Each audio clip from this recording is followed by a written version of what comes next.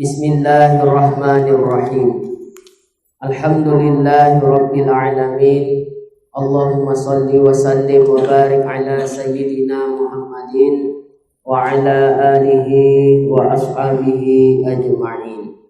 Subhanaka la ilma lana illa ma 'allamtana innaka antal alimul hakim. Rabbi shrah li sadri wa yassir li amri wahlul 'uqdatam min lisani yafqahu qawli. Allahumma rzuqna fahman nabiyyin wa hifzal mursalin wa ilhamal malaikatil muqarrabin bi rahmatika ya arhamar rahimin. Wala haula wala quwata illa billahil aliyyil azim. Alhamdulillah, segala puji dan syukur kehadirat Allah Subhanahu wa taala yang telah memberikan nikmat, kesehatan dan kesempatan kepada kita semua sehingga kita dapat berhadir kembali di majelis ini untuk melanjutkan kajian kita sebagaimana biasa. Sholawat dan salam tidak lupa pula kita hadiahkan kepada junjungan kita baginda Nabi Muhammad sallallahu alaihi wasallam. Allahumma shalli wa sallim wa barik ala sayyidina Muhammad wa ala ali sayyidina Muhammad. Mudah-mudahan dengan banyaknya kita bersolawat kepada beliau, kita ini merupakan salah satu di antara umatnya yang mendapatkan syafaat di hari akhir kelak. Amin ya rabbal alamin. Yang sama-sama kita muliakan dan kita hormati tuan-tuan guru, para ustadz, ustazah, jamaah, bapak ibu, hadirin wal hadirat rahimakumullah.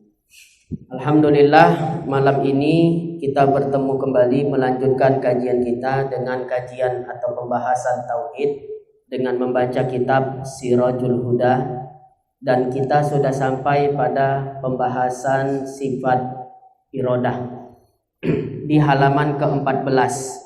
Sedikit mengulang ya ibaratnya, maka setengah ulama dinamakan ini ibroz. Itu dia. Seharusnya kan ada pun perkataan orang awam gitu kan. Ini agak ke atas sedikit. Udah ketemu belum? Ya, di pinggir dia. Di pinggir, ya, di tengah pinggir, maka setengah ulama. Udah?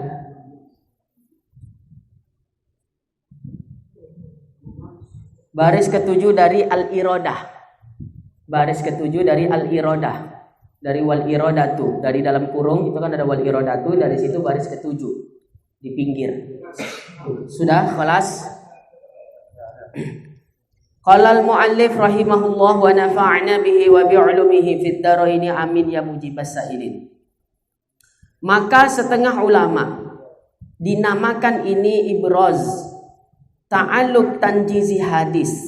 Maka nyatalah kita paham daripada yang demikian itu bahwasanya yang berbekas pada menjadikan dan menentukan itu zat semata-mata, tetapi dengan kudrah dan irodahnya. Nah, kemarin kita membahas sedikit tentang ta'alluq. Cuma pembahasan secara komprehensif atau mendetailnya nanti di akhir sifat irodah, ya, supaya sistematis atau berurut dia. Sebagaimana sifat kudrah, ta'alluqnya kan di bahasan terakhir, ya. Nah, pendapat yang tahqiq atau pendapat yang muktamad, sifat irodah itu hanya punya dua ta'alluq sahaja.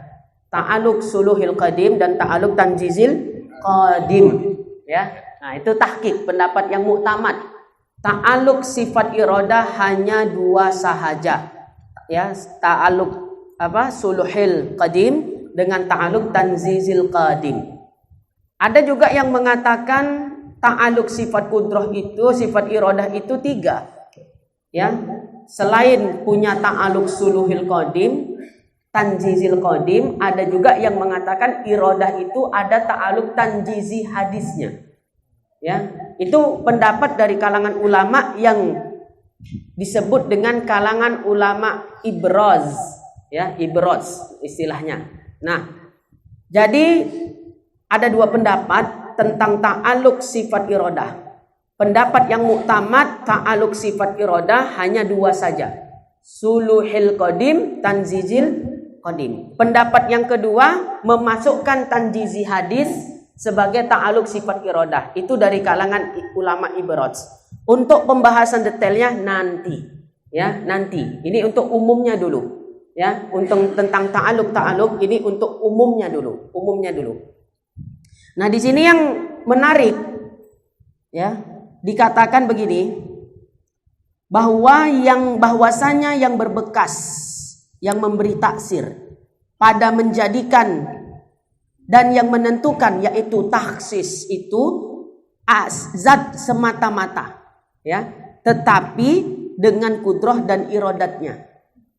Adapun perkataan orang yang awam, tilikkan, lihatlah, gitu ya kalau bahasa Indonesia, olehmu akan perbuatan kudrah dan bekas kudrah dan seumpamanya, maka yaitu haram. Ya, kau tengok ini, kau lihat ini, inilah bekas kudrah. Ya, inilah, ya, yang memberikan taksir, yaitu kudrah. Kebanyakan perkataan dari kalangan orang awam, ya, itu hukumnya haram. Dan kata setengah ulama enggak sampai haram, hukumnya adalah makruh. Ya, maka perkataan haram dan makruh itu selama-lamanya tiada mengiktikadkan mereka itu akan bahwasanya kudrah itu berbekas dengan sendirinya. Ya.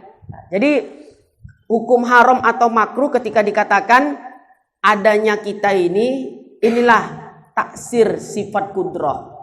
Ya, kalau dia yakini bahwasanya yang menjadikan dari tiada menjadi ada itu adalah sifat kudrah dengan sendirinya, itu hukumnya bukan haram, bukan makruh lagi, ya, tapi dikatakan di sini jika mengiktikad, ya kan? Jika diiktikadkan oleh mereka itu akan bahwasanya kudrah itu berbekas dengan sendirinya, maka yaitu menjadi kafir dengan demikian iktikad. Gitu. Baik, saya jelaskan kembali.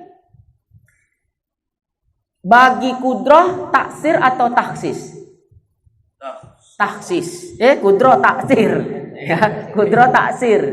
Ya, kalau iradah baru taksis. Ya, itu pembahasan kita yang lalu. Ya, bagi kudrah taksir. Taksir itu apa? Taksir itu menjadikan dari sesuatu yang tiada menjadi ada. Asalnya dia tidak ada, kemudian dia ciptakan, kemudian dia menjadi ada. Berarti adanya dia dari tiada, itu namanya taksir. Ya, taksir. Muta'allaknya gitu ya, pembahasan kemarin. Nah, kalau iradah itu taksis.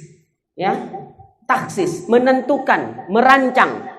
Ya, kalau kita ingin menciptakan atau membuat sesuatu, tentulah mula-mula kita merancang dulu apa yang nak dibuat. Perancangan itulah yang dimaksud dengan taksis. Ya, dengan taksis, bukan taksir ya, taksis, perancangan.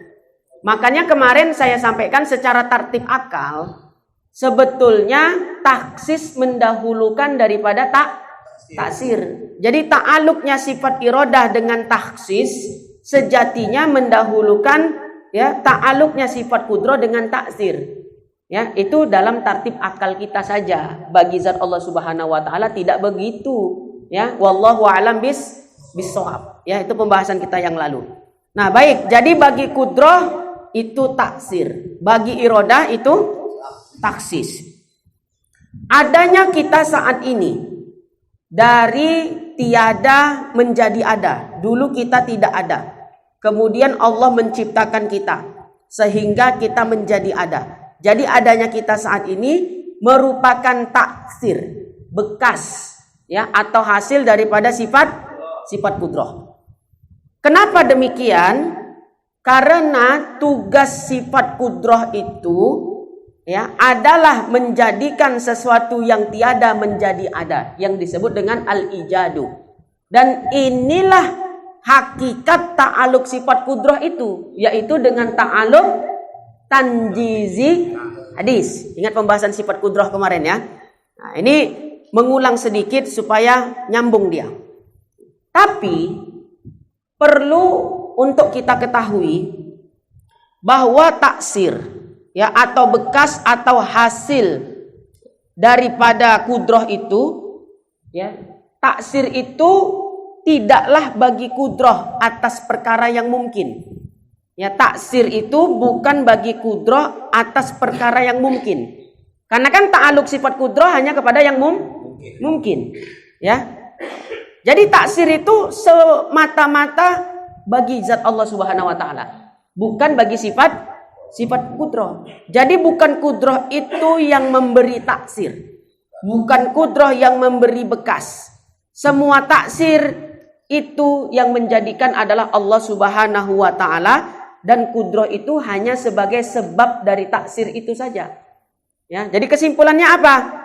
Yang menjadikan sesuatu itu bukan kudroh, tapi zat Allah yang memiliki sifat kudroh. Nah, ini kan terkait pembahasan tadi itu kan, yang di kitab kita baru baca. Jadi kesimpulannya apa? Bahwa perbuatan itu, taksir itu bagi zat yang memiliki sifat. Contoh, saya mendengar tapi saya punya telinga, ya, saya mendengar tapi saya punya telinga. Ya. Berarti yang mendengar itu siapa? Ya, saya bagi zat. Kalau ditanya siapa yang mendengar? Saya. Bukan siapa yang mendengar? Telinga, bukan. Ya, kalau dikatakan siapa yang mendengar? Telinga katanya. Berarti pendengaran itu bagi sifat, bukan bagi zat. Ya, kudroh taksir. Hakikatnya yang mentaksir adalah zat Allah, bukan sifat kudroh. Hakikatnya zat Allah yang mentaksir, bukan sifat kudroh. Ya, jadi siapa yang mentaksir? Yang mentaksir adalah zat Allah yang memiliki sifat kudroh. Seperti saya melihat. Ya, saya melihat. Kenapa saya melihat? Karena ada penglihatan saya. Ya, saya melihat. Ketika ditanya siapa yang tadi malam melihat bulan purnama, ya, saya yang melihat, tapi saya punya mata, kan gitu kan? Siapa yang melihat bulan purnama tadi malam? Sebetulnya alat melihat itu apa? Mata. Tapi ketika ditanya siapa yang melihat? Saya. Ya, bukan siapa yang melihat. Mato. Bukan. Siapa yang melihat? Saya, dia, dan dia. Itu kan zat. Ya, jawaban seperti itu membuktikan atau menunjukkan ya taksir itu bagi zat. Taksir itu bukan bagi sifat. Tapi taksir bagi zat yang memiliki sifat gitu ya. Jangan pula dinafikan sifat, nanti Mu'tazilah kita. Ya. Bisa itu ya. Nah, itu terkait ibarat yang kita baca. Jadi kalau ditanya, siapa yang menjadikan alam ini? Jawabannya tentulah yang menjadikan alam ini adalah Allah yang memiliki sifat kudroh. Bukan jawabannya siapa yang menjadikan alam ini kudroh, bukan. Pasti jawabannya adalah Allah. Karena taksir bagi zat, bukan bagi sifat. Nah, itu dia. Maka oleh sebab itu, ya, kalau ada orang berkeyakinan bahwa kudroh itu yang berbuat, ya, ada orang yang berkeyakinan bahwa taksir itu bagi kudroh, maka dia dihukumi kafir. Ya, makanya di kitab itu tadi seperti itu. Adapun perkataan orang awam, ya, siapa yang membuat, ya atau yang menjadikan, ya, kau lihatlah, inilah hasil daripada sifat kudroh. Ya, itu perkataan seperti itu hukumnya haram, kecuali untuk menjelaskan pembahasan di majelis seperti ini. Ya, itu tidak masalah. Di maqamu ta'lim, kalau diistilahkan di maqamu ta'lim itu tidak masalah. Tapi kebanyakan orang awam, ya, jatuh kepada i'tiqad yang merusak keimanan itu tadi. Dia menyangka bahwasanya yang memberikan taksir itu semata-mata adalah kudroh. Ya, kebanyakan orang awam. Nah, di sinilah pentingnya kita belajar tauhid. Nah, maka kalau ia berkeyakinan bahwa kudroh itu yang memberikan taksir, maka dia dihukumi kafir. Sebagaimana di dalam kitab itu tadi ada kan? Ya, siapa yang meyakini bahwasanya kudroh itu berbekas dengan sendirinya, maka yaitu menjadi kafir dengan demikian i'tiqad. Itu yang di dalam kitab itu disebut seperti itu. Kedua, barang siapa meyakini bahwa sifat kudroh mentaksir perkara mungkin dengan dirinya sendiri, maka dia kafir. Itu tadi. Atau mentaksir, ya, sifat kudroh itu bersama zat. Ya, mentaksir sifat kudroh bersama zat. Itu juga dihukumi kafir. Ya, kafir juga. Contohnya, kita dapat hadir ke majelis ini karena zat Allah bersama sifat kudrohnya dan iradahnya. Bersama sifat kudroh dan iradahnya. Itu kafir. Kenapa? Dia menyamakan zat dengan sifat. Padahal beda zat, beda sifat. Ya, itu dia. Jadi bahasa yang benar, ya, sebelum kita masuk irodanya, kita jelaskan dulu kudroh, karena disebutkan di situ masalah kudroh dulu, baru irodah. Bahasa yang benar, ya, bahasa yang benar, kita hadir di musola Al Husain ini karena zat Allah Subhanahu Wa Taala yang memiliki sifat kudroh dan irodah. Yang kedua sifat tersebut hanya dia ta'aluk kepada yang jaiz, tidak ta'aluk dia kepada yang wajib, tidak ta'aluk dia kepada yang mustahil. Usaha dari saya. Itu yang betul. Ya, yang memiliki, bukan bersama. Ya, apalagi siapa yang menghendaki, ya, yang menyebabkan kita hadir ke musola Al-Husain ini, kudrohnya Allah Ta'ala. Itu jelas rusak imannya. Ya, jadi rinciannya seperti itu. Nah, kemudian tentang irodah. Ya, itu agak cepat saya jelaskan karena udah dijelaskan dulu, ya. Udah ada catatannya itu supaya tidak memakan waktu. Kemudian tentang irodah. Bagi irodah taksir atau taksis tadi? Ya, taksis. Sama seperti kudroh, ya. Adanya kita saat ini itu juga merupakan bagian dari taksisnya Allah Ta'ala. Ya, wujud kita seperti sekarang ini di alam kharij itu kan sebagaimana apa yang telah ditaksis Allah pada masa azali, kan gitu kan? Nah, jadi bagi irodah itu ada namanya taksis, ya. Bagi irodah itu namanya taksis. Tapi perlu kita ketahui bahwa hakikat taksis itu, ya, ataupun kalau bahasa kita apa taksis kemarin? Ya, menentukan atau merancang, perancangan, ya, taksis atau mengkhususkan, ya, apapun maknanya yang jelas paham maksudnya kan, ya, tentang taksis itu apa? Memilih. Nah, bagi irodah ada taksis, tapi perlu kita ketahui bahwa taksis itu sejatinya adalah bagi zat, bukan bagi sifat irodah itu. Ya, sama seperti kudroh tadi. Ya, jadi taksis itu bukan bagi irodah, tapi hakikatnya bagi zat Allah Subhanahu Wa Taala. Jadi bukan irodah itu yang mentaksis, ya, atas perkara yang mungkin, bukan irodah, ya, tapi zat Allah. Jadi yang mentaksis bukan irodah, tapi zat Allah yang memiliki sifat irodah. Sama juga lah contohnya, ya, ya, saya melihat, tapi saya punya mata. Ya, siapa yang mentaksis? Yang mentaksis adalah Allah yang memiliki sifat irodah, gitu jawabannya. Ya, siapa yang mentaksis sesuatu perkara yang mungkin? Yang jawabannya jelas, yang mentaksis perkara mungkin adalah Allah yang memiliki sifat irodah. Ya, gitu dia. Jadi taksir ataupun taksis itu bagi zat, bukan bagi sifat.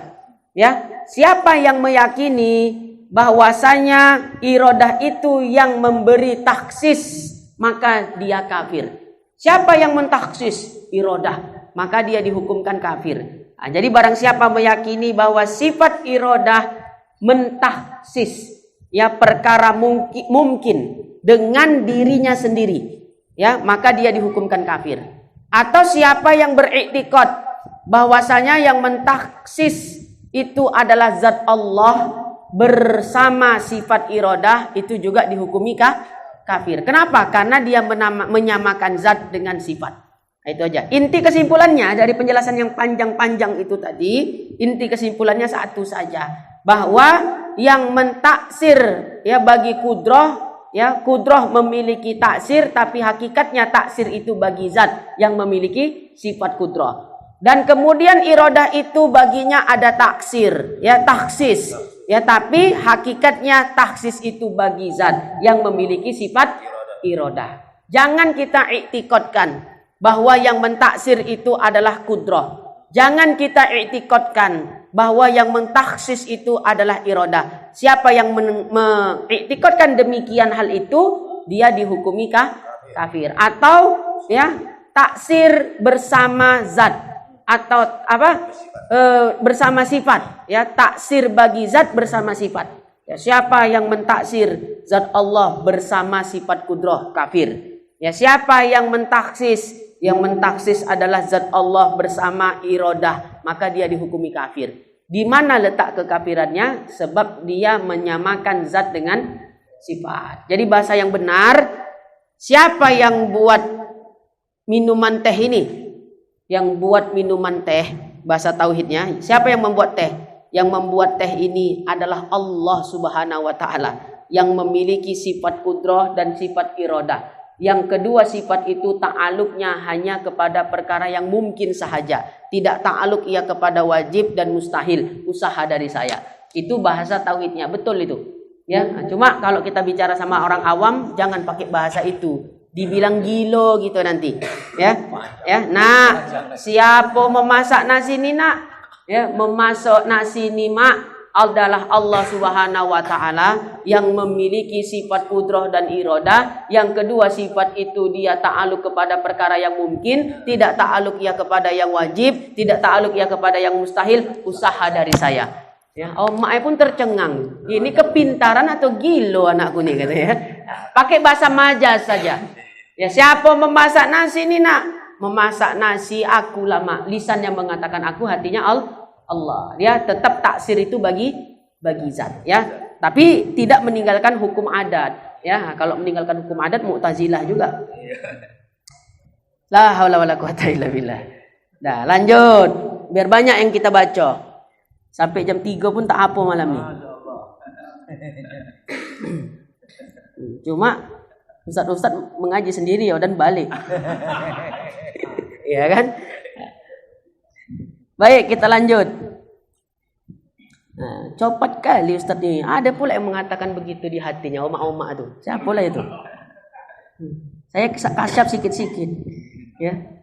Itu dah dijelaskan kemarin, Bu. Ya, bila-bila masa yang 8 bulan lalu mungkin dah dijelaskan. Ya, cuma mengulang sajalah. Mungkin udah ada pun catatannya itu. Makanya cepat-cepat awak jelaskan. Ya. Nah, di Kim TV pun bisa. Jangan lupa subscribe and share. like dulu ya. Ya, baik. Khair. Tadi yang kita baca nih. Dan murad dengan segala mungkin yang ta'aluk dengan dia, kudrah dan iradah itu, murad itu, dan yang dimaksud gitu ya. Muradun kalau bahasa Arabnya. Murad apa pula murad nih? Dan murad itu dan yang dimaksud dengan segala mungkin, gitu ya. Wal muradu kalau di dalam kitab kuning. Nah, ini kuning juga tapi tulisan Jawi. Saya ada buat kitab tauhid 148 halaman.